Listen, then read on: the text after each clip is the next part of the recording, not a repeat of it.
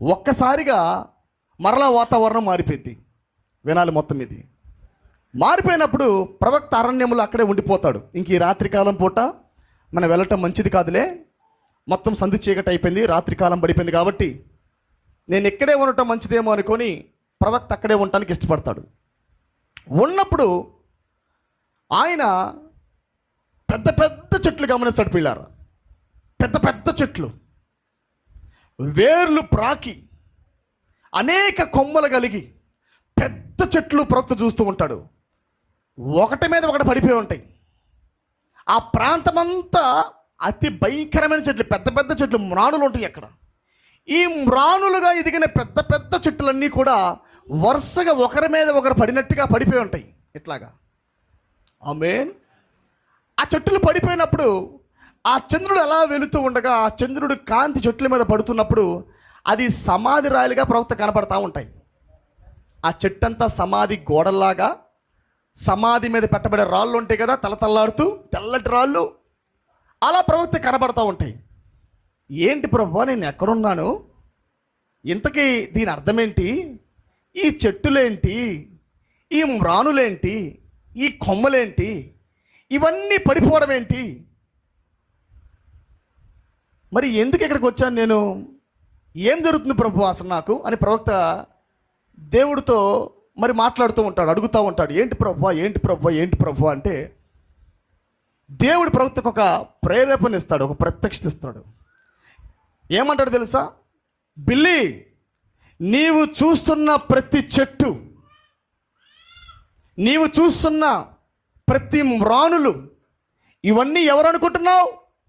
40 ఏళ్ల పాటు వాక్యములో ఉన్న గొప్ప సేవకులు, గొప్ప విశ్వాసులు, వాక్యము కొరకు ఆకలి దప్పులు కలిగి అనేక ప్రాంతాలు తిరిగి సువార్త ప్రకటించిన ప్రజలు వీళ్ళు. నీవు చూస్తున్న ఈ అరణ్యం మొత్తము కూడా మనుషులకు సాదృశ్యం. నీవు చూస్తున్న ఈ పెద్ద మ్రాణులు మొత్తము కూడా పెద్ద సేవకులకు సాదృశ్యం. ఇది ఏంటి ప్రభువా, వీళ్ళందరూ సేవకులా? వీళ్ళందరూ పెద్ద పెద్ద విశ్వాసులకు మాదిరా? మరేంటి పడిపోయారు వీళ్ళు?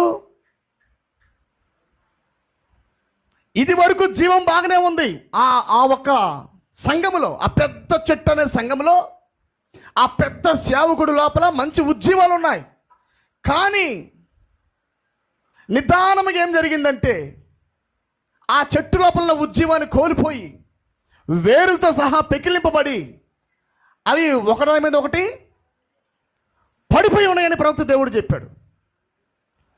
అప్పుడు ప్రవక్త, నాయనా, ఇంత పెద్ద మ్రాణులే పడిపోతే, ఇంత పెద్ద చెట్టులే పడిపోతే, మరి సాధారణమైన వ్యక్తుల సంగతి ఏంటి? అప్పుడు దేవుడు అంటాడు, ఇవన్నీ పురుగుల ద్వారా తినివేయబడిన చెట్లే, కానీ ఇప్పుడే కొత్తగా భూమిలో నుండి చిగురు పుడుతూ ఉన్నది. అటు చూడు అంటాడు. అటు చూడగానే పెద్ద పెద్ద మ్రాళ్ళన్నీ పడిపోయినాయి, పెద్ద పెద్ద చెట్లు మొత్తం పడిపోయినాయి, పెద్ద పెద్ద కొమ్మలన్నీ పడిపోయినాయి. అరణ్యం మొత్తం అంధకారమే. కానీ లుక్ ఎట్ దేర్ అంటాడు ఆయన. ఒక్కసారి బిల్లి అటు చూడు అంటాడు.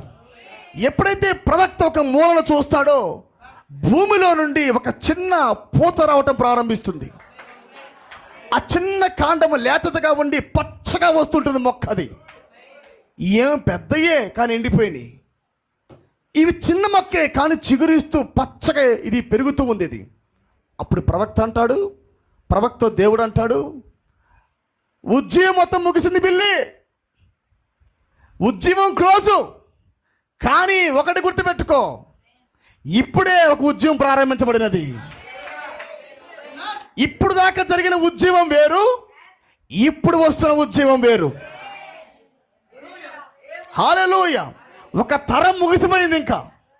ఆమేన్. A new generation is coming. ఒక కొత్త తరం పైకి లేస్తున్నది. ఒక పచ్చని ఆకులతో, ఒక పచ్చని కాండముతో, ఒక పచ్చని ఉజ్జీవముతో, ఒక పచ్చని జీవముతో ఇప్పుడే ఉజ్జీవం వస్తుందని ప్రవక్తతో దేవుడు చెబుతాడు. హల్లెలూయా. ప్రవక్త ఇంటికి వచ్చిన తర్వాత గొప్ప ఉజ్జీవం రాబోతుందంట. ఇది ఏ ప్రాంతంకి వెళ్ళాలో నాకే గుర్తులేదు. ఆ కొండపైకి వెళ్ళగానే ఏదో అరణ్యం కనపడింది. నాకు భయం వేసింది, ఎటు వెళ్ళాలో నాకు అర్థమవడం లేదు. కానీ దేవుడు ఒకదాన్ని నాకు చూపించాడు. ఉద్యమం ముగిసిందంట, కానీ కొత్త ఉద్యమం వస్తుందంట అన్నాడు. ఆమేన్.